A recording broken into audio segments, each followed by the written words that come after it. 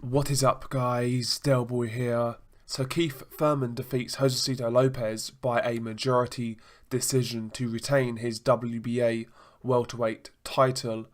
As we know, Keith Thurman before this fight was out of the ring for quite some time, and essentially this fight was viewed as a tune-up fight for Keith Thurman, but it turned out to be a lot harder than that, to be quite honest. In the first 6 rounds, I felt Keith Thurman looked pretty good. He looked pretty sharp. He was mobile. He was using his jab. He was catching Josesito Lopez coming in. Some nice lead uppercuts, lead left hooks, right hands. You know, Keith Thurman was doing what he does best. You know, explosive in bursts. And he was looking quite good. And in the first 6 rounds, Keith Thurman was well in control. Keith Thurman also dropped Josesito Lopez in the 3rd round with a lovely left hook. Really good flush shot, good timing from Keith Thurman. And yeah, first 6 rounds, I felt Thurman looked really good. He looked like he's never really been away. But after the 6th round was when the fight started to turn. This fight was really a fight of 2 halves. In the first half, it was Thurman's fight. He was dominating, he was in control. And Lopez looked pretty limited. He was coming forward, not really doing too much, not moving his head, not working the body, not letting his hands go, just coming in with crude looping shots. But in round 7, Lopez actually hurts Keith Thurman with a lovely left hand. And, you know, Thurman is visibly hurt. He's backpedaling, but he's still taking shots from Josesito Lopez. Lopez rocks the head back of Keith Thurman on several occasions, and this is another example of when Keith Thurman is hurt. I think he looks very vulnerable, to be quite honest. He was backing up in straight lines, chin in the air, hands down, and he was taking shots. He doesn't know how to react when he's hurt. Now, he got through it, but a better fighter would have taken him out, in my opinion. But round 7, Lopez dominated, hurt Thurman on more than one occasion, and it was a bad round for Keith Thurman.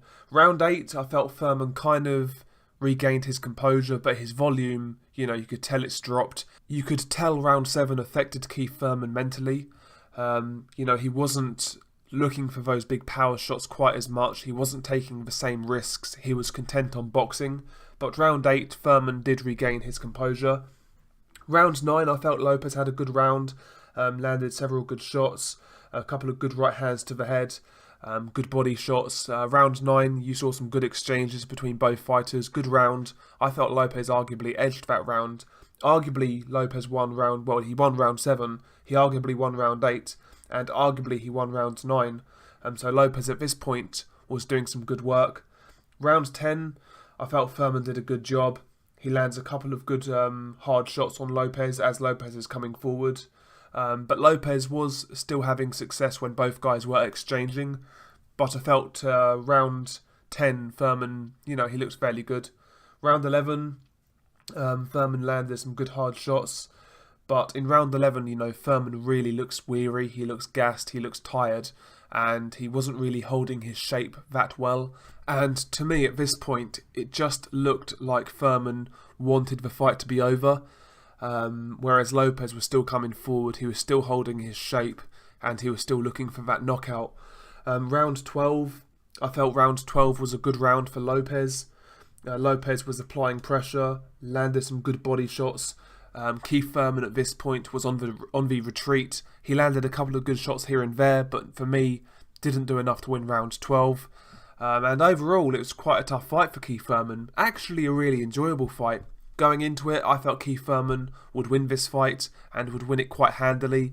But in the first few rounds, it looked like Thurman would cruise to a unanimous decision. But credit to Lopez for sticking in with it. Credit to him for showing toughness and making a good fight out of it. I actually really enjoyed this fight. The second half was really fun. And even in the first half, I felt Thurman looked really good.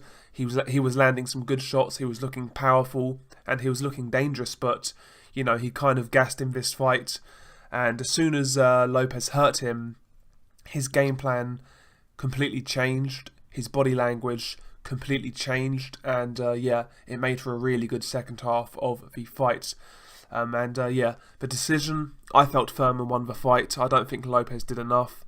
But yeah, he certainly won some rounds in the second half. And yeah, overall, really fun fight. Going forwards, I think Keith Thurman needed this type of fight. Almost 2 years out of a ring. I know some people out there will be really overreactionary and say Keith Thurman is past his best. The injuries have caught up with him. But, you know, it's the first fight back from nearly a 2-year absence. I think Keith Thurman, in the first 6 rounds, he looked like the same fighter. I just think he needed this type of fight, and going forwards, it will do him the world of good. Hopefully he just stays active now, because that's always been his problem. And as he steps up against elite level welterweights, I do expect a better Keith Thurman to show up. Have my thoughts on Keith Thurman changed? Not really. I still believe he's an elite level welterweight, but I don't think he is the best fighter in this division. I've said on numerous occasions I would pick Errol Spence to beat Keith Thurman. I think stylistically Errol Spence is all wrong for Keith Thurman. I think Errol Spence is actually better technically.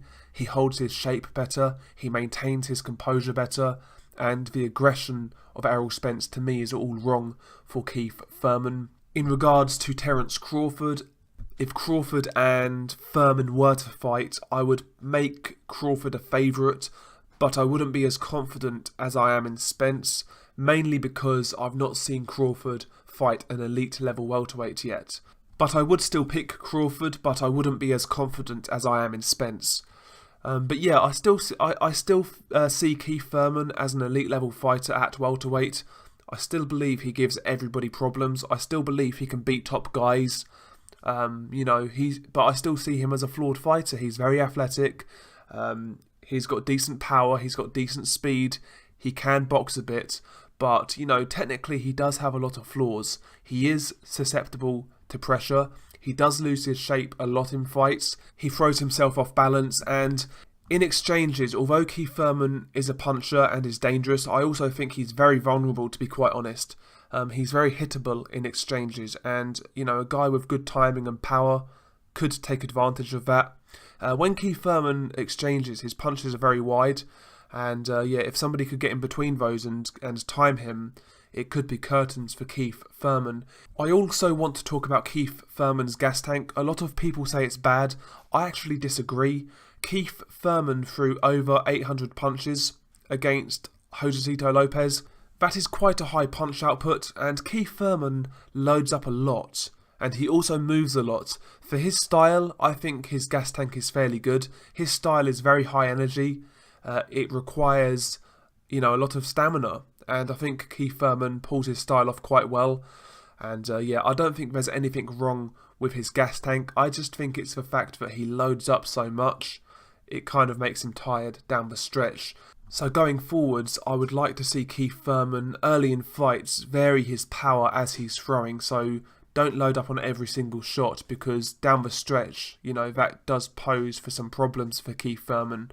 And also another thing, when you load up all the time, if you fought, or even if you've sparred like me, when you load up all the time, I've noticed that eventually your opponent actually can get used to the power. So he's not getting hit with anything he doesn't expect. But when you vary the power in your shots, you can actually keep your opponent honest, because he doesn't know what to expect. The power levels are different on each punch, and that's actually an underrated tactic to use, in my opinion. You see guys like Vasily Lomachenko throw multi-punch combinations, and each punch, the power is varied, so his opponents don't know whether they're coming or going.